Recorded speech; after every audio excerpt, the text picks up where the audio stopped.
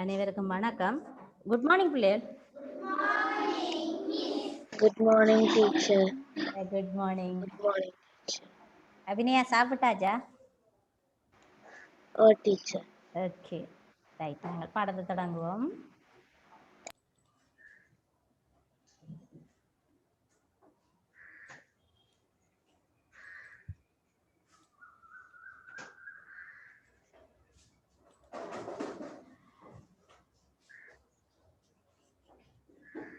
Right,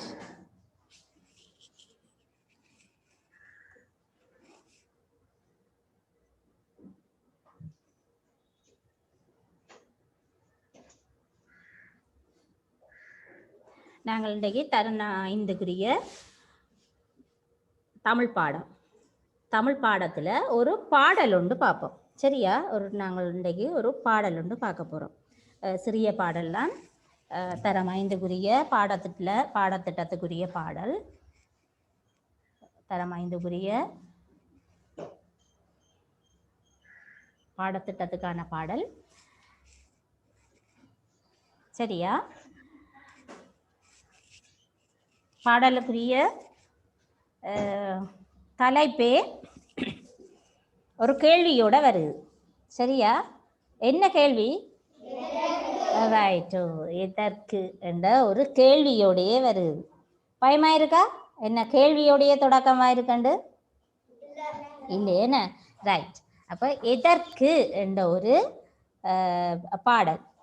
சரியா? பார்ப்போம். நாங்கள் அந்த பாடல் வரிகளை பார்க்கக்குள்ள எங்களுக்கு தெரியும் இந்த தலைப்பு இந்த பாடலுக்கு ஏன் வழங்கப்பட்டதுன்றது நாங்கள் அடுத்ததாக அந்த பாடலுக்குள்ளே போயக்குள்ள எங்களுக்கு தெரியும். சரியா? ரைட். இரவு பகல் எதற்கு, மனம் இன்பம் துன்பம் உணர. சரியா? இரவு பகல், இரவு பகல் என்று சொல்லிக்குள்ள இரவும் பகலும் எங்கள் எல்லாருக்கும் சாதாரணமாக எங்கள் எல்லாருக்கும் தெரியும். இரவு பகல் எங்களுடைய வாழ்க்கையில முக்கியமாக காணப்படுற உண்டு. நாங்கள் விரும்பியோ விரும்பாமலோ ஏற்றுக்கொள்ள வேண்டிய ஒன்றும். என்ன, எங்களுக்கு இரவு வேண்டாம்னு நாங்கள் யாராவது சொல்ல முடியுமா? இல்லை. என்ன, எங்களுக்கு இரவு வேண்டாம் அப்பவும் பகல்தான் வேணும்னு சொல்ல முடியுமா? அப்படி எல்லா நாளுமே பகலா இருந்தா எப்படி இருக்கும்? ஒன்று வெயிலா இருக்கும், அடுத்தது வெளிச்சமா இருக்கும், அடுத்தது நல்லா இருக்குமா? இல்லை. என்ன, எங்களுக்கு இரவு ஓகே, எங்களுக்கு இரவு என்ற ஒன்று எங்களுக்கு தேவை. ஏன்னு சொன்னா எங்களுக்கு ஓய்வு என்ற ஒன்று தேவை. என்ன, ஓய்வு. கூடுதலாக இப்போ நாங்கள் பகலிலேயும் நித்திர கொள்ளலாம், இல்லையண்டு இல்லை. ஆனால் இரவு தான் எங்களோட ஓய்வுக்கு பொருத்தமான ஒரு நேரமாக இருக்கிறதால நாங்கள் ஒரு மனிதன் கட்டாயம் ஒரு நாளைக்கு ஒரு மனிதன் எத்தனை மணித்தியாலம் நித்திர கொள்ள வேணும்? என்னப்பா? 8 மணித்தியாலம். ஒரு மனிதன் ஒரு வாழ்க்கை ஒரு நாளில கட்டாயமாக ஓய்வு நித்திரை என்ற ஒன்று கட்டாயமாக 8 மணித்தியாலம் அவர் நித்திர கொள்ள வேணும். நாங்கள் அதை விட நிறைய நேரம் நித்திர கொள்கிறோம், அது பிரச்சனை இல்லை. ஆனால் இப்போ வெளிநாடுகள்லாம் பார்த்தீங்கன்னா உங்களுக்கு தெரியும், வேலைக்காண்டி என்ன செய்கிறது, ஓடி திரிகிறது. என்ன, இப்போ ஒரு வேலை முடிச்சு அடுத்த வேலை முடிச்சு அப்போ நித்திரை அவைக்கு குறைவாக இருக்கும். அப்படி உடல் களைச்சு போய்க்குள்ள என்ன செய்யும், எங்களோட உடல் இந்த செயற்பாடுகள் எல்லாம் விபரீதமாக இருக்கும். மற்றது எங்களோட உடலும் சீக்கிரமே என்ன செய்யும், நோய்வாய்ப்பட்டு போகும். எங்களோட நோய் கூடுதலாக வரும். உடல் களைச்சு போனால் என்ன செய்யும், மனம் சோர்ந்து போகும். என்ன, உடல் களைப்பு தான் மனம் சோர்ந்து போகும். மனம் சோர்ந்து போனால் எங்களால் அடுத்த கட்டத்தை நாங்கள் கொண்டு போக முடியாமல் இருக்கும். அப்போ எங்களுக்கு இரவும் பகலும் போல எங்களுக்கு இன்பம் துன்பம் என்றதும் எங்களுடைய வாழ்க்கையில வரும். எனக்கு துன்பம் வேண்டாம் இன்பம் மட்டுமே வேணும்னு சொல்லி நாங்கள் யாராவது சொல்ல முடியுமா? இல்லை. என்ன, சொல்லலாமா? இல்லை, எனக்கு சந்தோஷம் மட்டும்தான் வேணும், எனக்கு துன்பம் வேண்டாம்னு யாரும் சொல்ல முடியாது. வாழ்க்கை என்ற ஒன்றுக்கு இன்பமும் துன்பமும் சேர்ந்ததுதான் வாழ்க்கை. அதாவது ஒரு நாளில இரவும் பகலும் எவ்வாறு முக்கியமானதோ எங்களுடைய வாழ்க்கைக்கும் அந்த இன்பமும் துன்பமும் முக்கியமானது. ஏன்னு சொல்லி சொன்னா நாங்கள் சில துன்பத்தில இருந்து சில தோல்வியில இருந்து நாங்கள் நிறைய பாடங்களை கற்றுக்கொள்றோம். என்ன ஒரு இடத்துல நாங்கள் தோற்று போகிறோம்னு சொல்லி சொன்னாதான் அந்த இடத்துல இருந்து நாங்கள் நிறைய விஷயத்தை கற்றுக்கொள்ளக்கூடியதா இருக்கும். என்ன ஒரு தோல்வி எங்களுக்கு கொண்டு வருதுன்னு சொல்லிக்குள்ளதான் நாங்கள் அடுத்த கட்டத்துல அந்த தோல்விக்கு எப்படி நாங்கள் அதுல வெற்றி கொள்ளணும்ன்ற மனத்திடன் எங்களுக்கு வரும். அடுத்தது அதுக்குரிய தைரியம் எங்களுக்கு வரும். அப்ப எப்பவுமே எங்களோட வாழ்க்கைக்கு தோல்வி என்றது நாங்கள் துவண்டு போகிறதுக்காண்டி இல்லை, எங்களை மேலும் வெற்றி அடைய செய்கிற ஒரு படிக்கட்டாக நாங்கள் அதை எடுத்துக்கொள்ள வேணும். சரியா? ரைட். இரவு பகல் இதற்கு மனம் இன்பம் துன்பம் உணர. அடுத்தது மேடு பள்ளம் இதற்கு திறன் மேன்மை தாழ்மை உணர. சரியா? மேடு பள்ளம் ஒரு வழியில நாங்கள் சாதாரணமாக ஒரு பாதையில நாங்கள் நேராவே போக முடியுமா? எங்கேயாவது ஒரு பாதை சமச்சீராக நேராகவே போக முடியுமா? இல்லை. என்ன இல்லை, அப்படி போக முடியாது. ஏன்னு சொன்னா ஒரு பாதை என்று எடுக்கும் போது அதுல எங்களுக்கு வளைவு காணப்படும், மேடு காணப்படும், பள்ளம் காணப்படும். என்ன இவற்றை எல்லாம் நாங்கள் தாண்டி போகத்தான் வேணும். மேடு பள்ளம் எதற்கு மனம் மேன்மை தாழ்மை உணர. சரியா? திறன் மேன்மை தாழ்மை உணர. ரைட். நாங்கள் பாடல் வரிகளை பார்த்துட்டு இறுதியாக பார்ப்போமா? ரைட். காயும் கனியும் எதற்கு சொல் கடுமை இனிமை உணர. காயும் கனியும் எதற்கு? ஒரு மரத்துல நாங்கள் வந்த உடனேயே பழமா வரலாம் தானே, ஏன் காய் வந்து கனி வருகுது?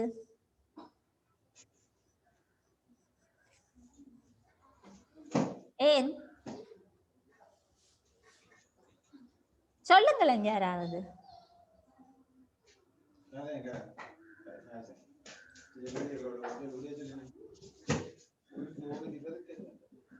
ரைட். ஓகே. இப்ப எங்களுக்கு எப்பவுமே இனிமையானது மட்டும்தான் எங்களுக்கு கிடைக்கும் இல்லையேன்னு. எங்களுக்கு துன்பம் வரும், அடுத்தது வந்து கசப்பு வரும்.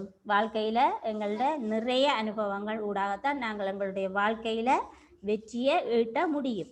அப்ப ஒரு காய் இப்ப நாங்கள் சாதாரணமாக ஒரு மாம்பழத்தை எடுத்துக்கொள்வோம். அது நாங்கள் காயில சாப்பிடக்க எப்படி இருக்கும்? புளிக்கும். ஓகே. அதுவே நல்லா கனிஞ்சா பிறகு என்ன செய்யும்? இனிக்கும். ஆனா அந்த மாம்பழத்தில மாற்றம், மாம்பழத்திலேன்னு சொல்லிக்குள்ள அந்த கனிக்குரிய தன்மைகள் தான் மாறுதே ஒழிய அதன் இயல்பு மாறுதா இல்லையேன்னு. அது காயாக இருக்கும் போது என்ன செய்யும்? புளிப்பு தன்மையா இருக்கும். அதுவே பழுத்த பிறகு என்ன செய்யும்? இனிமையானதாக மாறும். அப்ப இது எங்களுக்கு நிறைய விஷயத்தை எங்களுக்கு சொல்லி தருது. என்னன்னு சொல்லி சொன்னால் நாங்கள் ஒரு சொல்லை சொல்ற விதத்துல தான் இருக்குது. என்னன்னு சொல்லி சொன்னால் கடுமையோ இனிமையோ சொல் கடுமை இனிமை உணர. இப்ப நாங்கள் ஒரு சொல்லை சுடு சொல்லாக சொல்லும் போது அது எவ்வாறு இருக்கும்? இப்ப நாங்கள் ஒரு தீய வார்த்தையே அல்லது ஒரு கடுமையான வார்த்தையை நாங்கள் பேசுறோம்னு சொல்லி சொன்னா அது அடுத்தவருக்கு எப்படி இருக்கும்? கசப்பானதாக இருக்கும். என்ன மனம் ஏற்றுக்கொள்ளுமா? இல்லையே. என்ன அதுவே நாங்கள் அந்த வார்த்தையை இனிமையாக பேசுவோமே இருந்தால் என்னவா இருக்கும்? கேட்கிறவர்களுக்கு மகிழ்ச்சியாக இருக்கும். என்ன இப்ப மாம்பழம் சாப்பிடுற மாதிரி இருக்கும். என்ன மாங்காய், ஆனா சில பேருக்கு மாங்காய் விருப்பம். ஓகே. என்ன நிறைய பேருக்கு மாங்காய் விருப்பம். ரைட். அது இப்ப உதாரணத்துக்கு தான் நான் அதை சொன்னேன். காயில பொதுவாக சில பேர் புளிப்புத்தன்மை சில பேருக்கு பிடிக்காது. அப்ப நாங்கள் கடுமையான சொல்லு பேசும்போது என்ன செய்யும்? அடுத்தவற்ற மனதை காயப்படுத்தும், அதாவது கசப்பான உணர்வாக இருக்கும். நாங்கள் இனிமையான சொல் பேசும்போது எப்படி இருக்கும்? எப்படி இருக்கும்? இனிமையானதாக, மனம் மகிழ்ச்சியானதாக இருக்கும். காயும் கனியும் எதற்கு? சொல் கடுமை இனிமை உணர. வெயிலும் மழையும் எதற்கு? உள்ள கடுமை அன்பு உணர. சரியா? வெயிலும் மழையும்.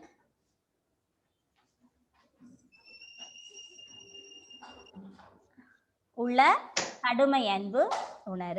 எங்களுடைய மனதிலே காணப்படுகின்ற அன்பின் தன்மைகளை உணர்றதுக்கு எங்களுக்கு வெயிலும் மழையும், எங்களுடைய அன்பு வந்து வெயிலும் மழையும் போல இருக்குமா? சரியா? ரைட்.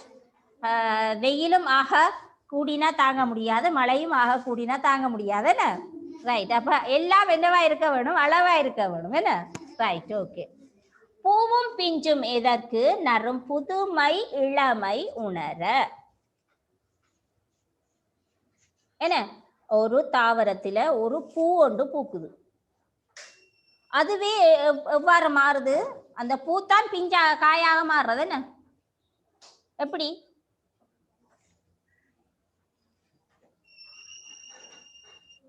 எப்படி ஒரு பூ எப்படி காயாக மாறுது?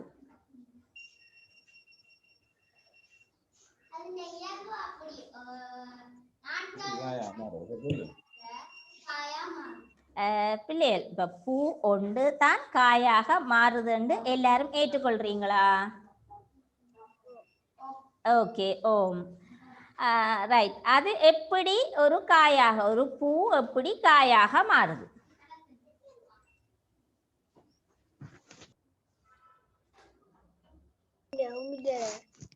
சொல்லுங்கப்பா.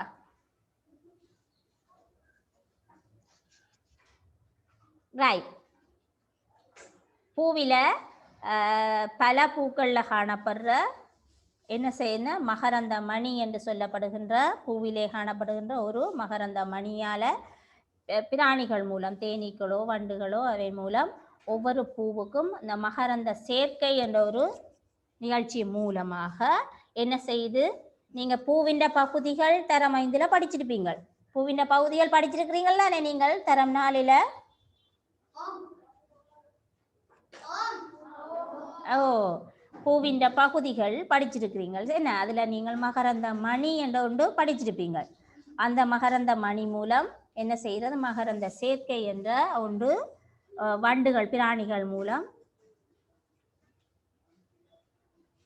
நடைபெற்று அதன் மூலம் என்ன செய்யுது? பூவிலே கீழே சூலகம் என்று காணப்படுற பகுதியில அந்த பூ என்ன செய்யுது? அந்த சூலகம் என்ற பகுதி காயாக மாறுது. பூவினுடைய இதழ்கள் கீழே வாடி விழுந்துவிடும். அதற்கு பிறகு என்ன செய்யும்? அந்த பூவிலே காணப்படுகின்ற சூலகம் என்ற பகுதி காயாக மாறி அது பின் வளர்ந்து கனியாக மாறுது. என்ன? பூத்தான் என்ன செய்யுது? காயாக மாறுது. சரியா? அப்போ பூவும் பிஞ்சும் எதற்கு? ரைட். இதை பற்றி நாங்கள் தெளிவாக ஒரு வகுப்பில் இதை பற்றி பார்ப்போம். சரியா? பூவின் பகுதிகள் அது எவ்வாறு மகரந்த சேர்க்கை மூலம் காயாக மாறுதுன்றதை நாங்கள் பார்ப்போம். சரியா? ரைட். இப்ப நாங்கள் பாடலுக்குள்ள போவோம். பூவும் பிஞ்சும் எதற்கு? நறும் புதுமை இளமை உணர. ரைட்டா? புதுமை என்றால் என்ன? இளமை என்றால் என்ன?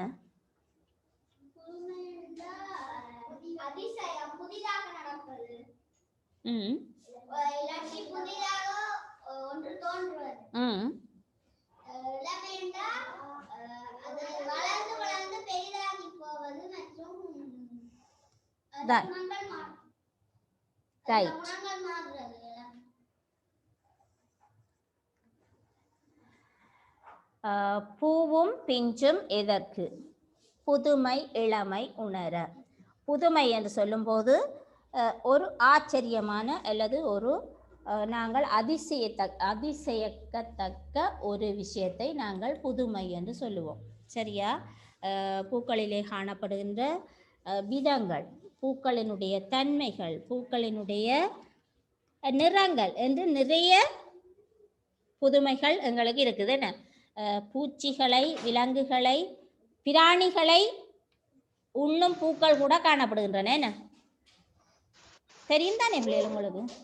ஓ, அந்த பூச்சிகளை கூட பிடித்து ஒன்றும் அது தன்னுடைய வாய் போன்ற ஒரு பகுதிக்குள்ள அந்த பூச்சிகளை கவர்ந்து பூச்சிகளை உண்ணுகின்ற பூக்களும் காணப்படுகின்றது. தெரியுமா தெரியாதா? எலெக்ஷன் தெரியுமா? ரைட், சரி. அப்ப இவ்வாறாக பூக்களில் ஏராளமான புதுமைகள் கூட காணப்படுகிறது. சரியா? அவ்வாறான பூ பிஞ்சாக மாறுகிறது. பிஞ்சாக மாறும்போது அதனுடைய இளமைத்தன்மை என்ன, எதுவுமே இளமையிலே அழகாகவும் ரசிக்கக்கூடிய விதத்திலேயும் காணப்படும். என்ன சொல்லுவார்கள், கழுதையும் குட்டியில வடிவாயிருக்கும்னு சொல்லுவார்கள். கழுதை தெரியுமா எல்லாருக்கும்? ஏன் அப்படி கழுதையே சொல்றது, வேறு ஒன்றையும் சொல்லாமல்? கழுதை எத்தனை பேருக்கு தெரியும்? ரைட்டு. கழுதை அப்படி ஏன் சொல்றேன்னு சொன்னா, கழுதை என்னன்னு சொன்னா குட்டியில நல்ல அழகாக இருக்கும். கொஞ்சம் வளர வளர அதனுடைய இயல்புகள் என்ன செய்யும், மனிதராலே ஏற்றுக்கொள்ள முடியாத ஒரு இயல்புகளை காட்டும். அதாவது ஒன்று கடிக்கும் ஆக்களை. என்ன, ஓ கழுதை கடிக்கும், அடுத்தது உதையும், அடுத்தது என்ன செய்யும்னு சொன்னா அது வேகமாக ஓடக்கூடிய பிராணி. அது ஒன்றோடு ஒன்று திரத்தி கொண்டு ஓடைக்குள்ள யார் வந்தாலும் பார்க்காது, மனிதர்களோ இல்லாட்டிக்கு நிறைய விபத்துக்கள் இந்த கழுதைகளால ஏற்படுறது கூட. என்னன்னு சொன்னா அப்போ ஒரு வாகனம் ஓடிக்கொண்டிருக்க குறுக்கால ஓடிடும். ஓடைக்குள்ள என்ன செய்யறது, இப்போ அதுல ஆக்சிடென்ட்கள் ஏற்படக்கூடும். மற்றது ஆட்களை எல்லாம் இடிச்சு விழுத்தி கொண்டு போகக்கூடிய தன்மை இந்த கழுதைக்கு இருக்குது. அதால இந்த கழுதை என்று சொல்றது ஒரு மனிதர்களால வெறுக்கத்தக்க ஒரு ஏற்றுக்கொள்ள முடியாத ஒரு பிராணி.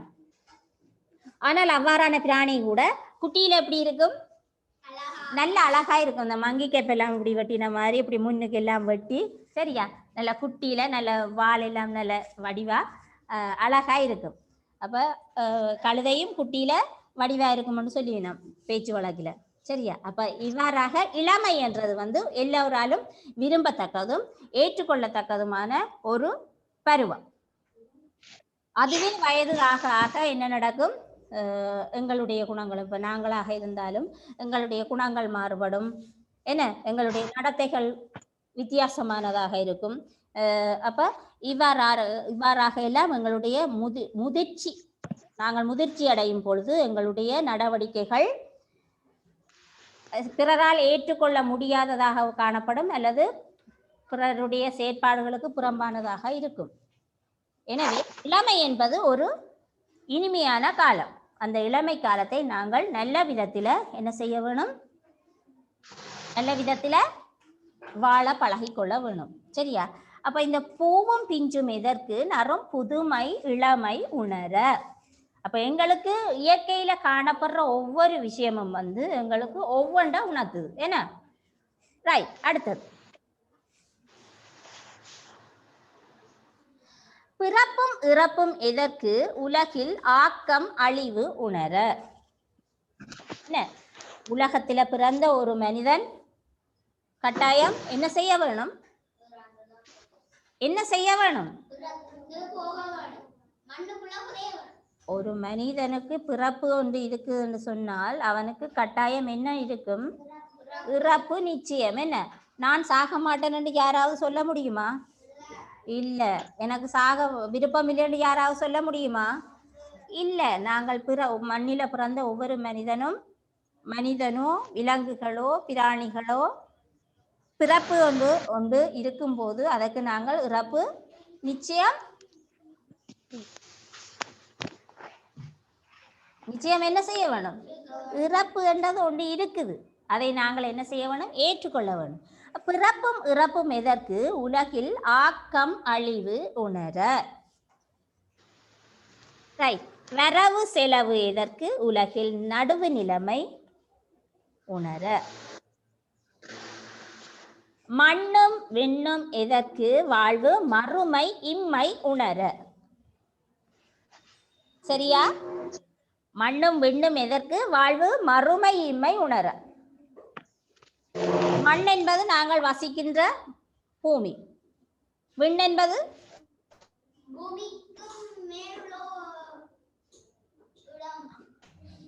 விண்ணுலகம் என்றா என்ன பிள்ளைகள்?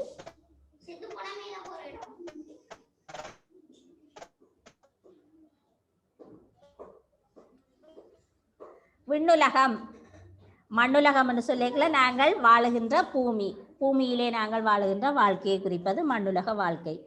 விண்ணுலகம் என்று சொல்றது ஓ ரைட். அது விண்ணுலகம் என்பது பல பேருக்கு பலவிதமான கருத்துக்கள் உள்ளது. ஒன்று இப்போ நாங்கள் பூமியை தாண்டின ஒரு வாழ்க்கை என்று சொல்லலாம். அப்படி இல்லையா நாங்கள் இறந்த பிறகு எங்களுக்கு கிடைக்கின்ற ஒரு வாழ்க்கையோ அல்லது கிடைக்கின்ற ஒரு இடமோன்னு சொல்லலாம். அதை யாராலும் சரியாக சொல்ல முடியாது. என்னன்னு சொன்னா நாங்கள் இறந்த பிறகு நாங்கள் என்ன வாவோம்னு எங்களுக்கு தெரியாது. என்ன ஒவ்வொரு மதங்கள்லையும் ஒவ்வொரு நம்பிக்கை இருக்குது. இந்து சமயத்தாக்கள் 7 பிறப்புகள் காணப்படுகின்றன என்ற ஒரு நம்பிக்கை இருக்கு. என்ன அப்படித்தானே இல்லையா? 7 பிறப்புகள் காணப்படுகின்றனதானே இந்து சமயத்து நம்பிக்கை இருக்கு. ரைட். கிறிஸ்தவ சமயத்து மக்கள் இறந்த பிறகு விண்ணுலகம் என்ற ஒரு ராஜ்யத்திலே தங்களுடைய உயிர் பிரவேசிப்பதாக நம்புவார்கள். இதே போல முஸ்லிம்களும் விண்ணுலக வாழ்க்கை என்றுதான் அவையுடைய நம்பிக்கையும் இருக்குது. அப்ப இவ்வாறாக ஒவ்வொரு சமயத்திலும் ஒவ்வொரு விதமான நம்பிக்கைகள் காணப்படுகின்றன. ஆனா விண்ணுலகம் என்பது எங்களுக்கு தெரியாத ஒரு விஷயம். என்ன அங்கே என்ன நடக்குதுன்னு யாரும் சொல்ல முடியாது, யாருக்கும் தெரியாது. இப்படி ஒன்று இருப்பதாக நாங்கள் நம்பிக்கொண்டு இருக்கிறோம். சரியா?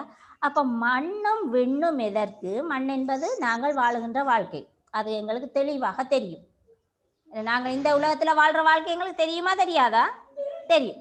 அப்ப மண்ணும் விண்ணும் எதற்கு? வாழ்வு மறுமை இம்மை உணர.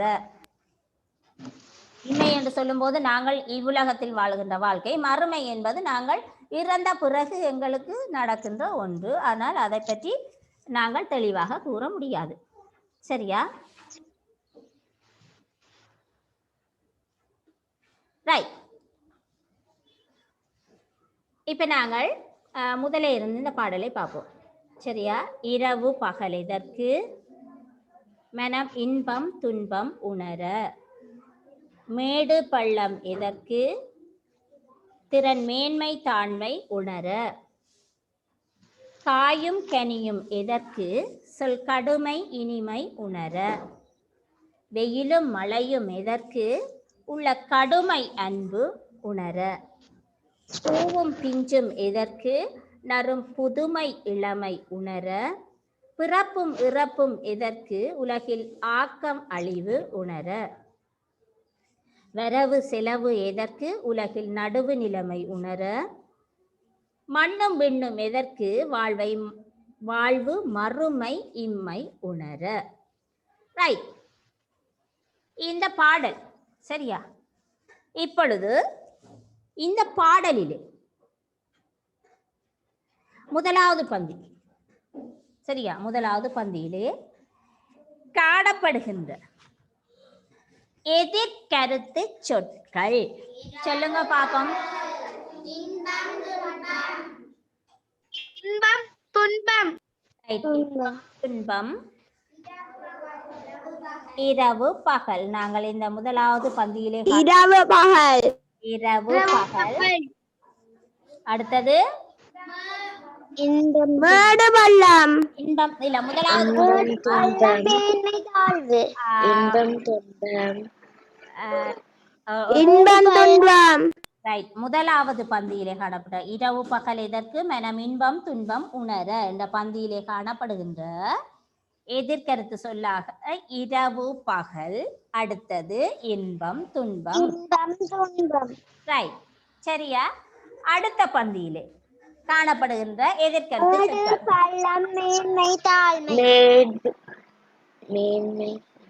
ஓகே. மேடு பள்ளம் மேன்மை தாழ்மை. Okay right. முதலாவது பந்தியிலே காணப்படுகின்ற எதிர்கருத்து சொல்லாக இரவு பகல், அடுத்தது இன்பம் துன்பம், அடுத்து மேடு பள்ளம், மேன்மை தாழ்மை. அடுத்த பந்தி காயும் கனியும் எதற்கு சொல் கடுமை இனிமை உணர. இதிலே காணப்படுகின்ற எதிர்கருத்து சொற்கள்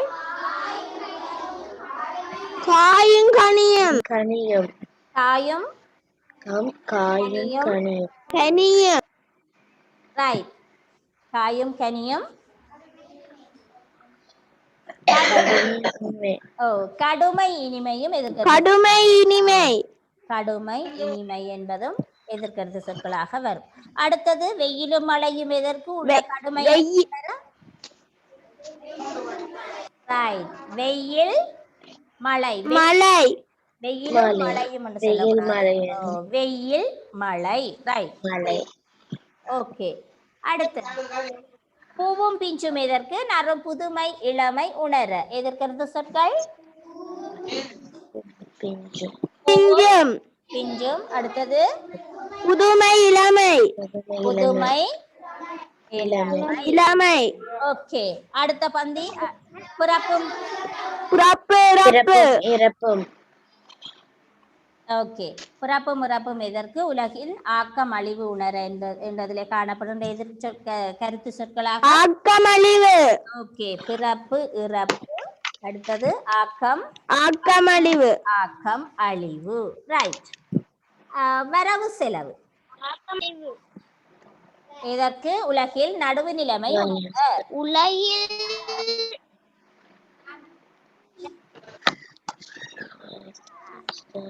சொல்லுங்கப்பா. வரவு செலவு ரைட்டா. வரவு செலவு ரைட். அடுத்தது மண்ணும் விண்ணும் எதற்கு வாழ்வு மறுமையின்மை உணர. ரைட். மண்ணும் விண்ணும் மண்ணும் விண்ணும் மண்ணும் விண்ணும். அடுத்தது மறுமை இருமை இம்மை மறுமை இம்மை மறுமை இம்மை ரைட். அப்ப இதிலே நாங்கள் இந்த பாடலை இருக்கா திருப்பி பார்ப்போம். இரவு பகல் இதற்கு மனம் இன்பம் துன்பம் உணர, மேடு பள்ளம் இதற்கு திறன் மேன்மை தாண்மை உணர,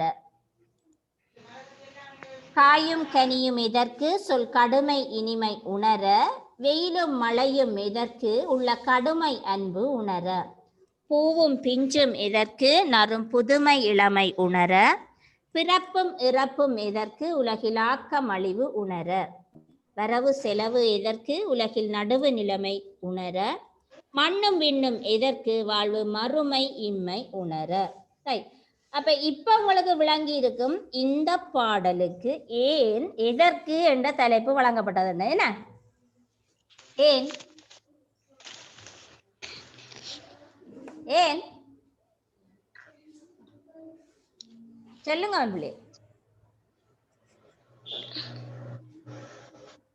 எதற்கு என்ற தலைப்பு ஏன் இந்த பாடலுக்கு பொருத்தமாக அமைஞ்சிருக்குன்னு சொல்லுங்க அவன்.